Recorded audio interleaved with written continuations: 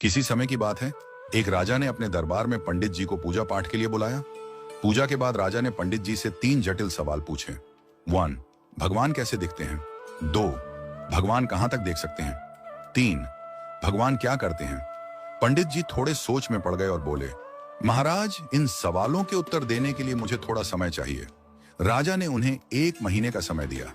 पंडित जी घर लौट आए, लेकिन कई दिनों तक उत्तर नहीं सूझा।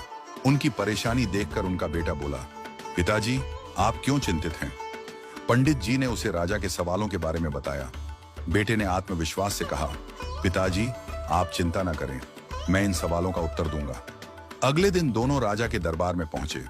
राजा ने पंडित जी से पूछा, पंडित जी, आपने मेरे सवालों के जवाब खोज लिए?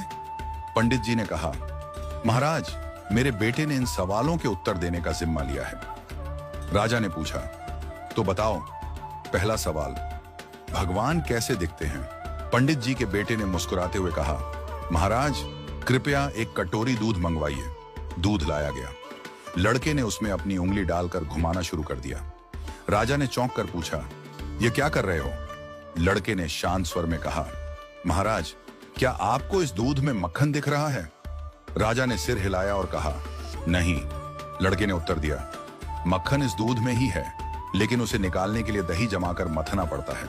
ठीक वैसे ही भगवान हर जगह हैं, पर उन्हें देखने के लिए ध्यान, साधना और सेवा का मंथन करना पड़ता है। राजा ने मुस्कुराते हुए कहा, अच्छा उत्तर दिया। अब बताओ, भगवान कहां तक देख सकते हैं?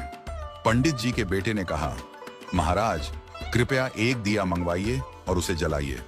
दिया जलाया गया और उसकी रोशनी चारों ओर फैल गई। लड़के ने पूछा, इस दिए की रोशनी कहां तक जा रही है? राजा ने कहा, यह तो पूरे कमरे में फैल रही है। लड़के ने उत्तर दिया, ठीक वैसे ही भगवान की दृष्टि की कोई सीमा नहीं है। जैसे इस दिए की रोशनी हर दिशा में फैलती है और सब कुछ देखती है, वैसे ही भगवान भी हर जगह सब कुछ देख सकते हैं। राजा ने संतुष्ट होकर कहा, बहुत अच्छा उत्तर दिया। अब बताओ, भगवान क्या करते हैं? पंडित जी के बेटे ने मुस्कुराते हुए कहा, महाराज, कृपया कुछ देर के लिए अपना सिंहासन मुझे दे दीजिए और आप नीचे बैठ जाइए। दरबारियों में खुसर पुसर होने लगी, पर राजा को जिज्ञासा थी, इसलिए उसने उसे सिंहासन पर बैठने की अनुमति दे दी। लड़का सिंहासन पर बैठकर बोला, महाराज, अब देखिए, अभी तक आप राजा थे और मैं आपकी प्रजा था, लेकिन अब मैं राजा हूं और आप मेरी प्रजा हैं। यही भगवान की लीला है। भगवान जिसे चाहते हैं उसे ऊंचाई पर बिठा देते हैं और जिसे चाहते हैं उसे नीचे उतार देते हैं। यही उनका काम है। राजा यह सुनकर चकित रह गया। उसने पंडित जी और उनके बेटे की चतुराई की सराहना की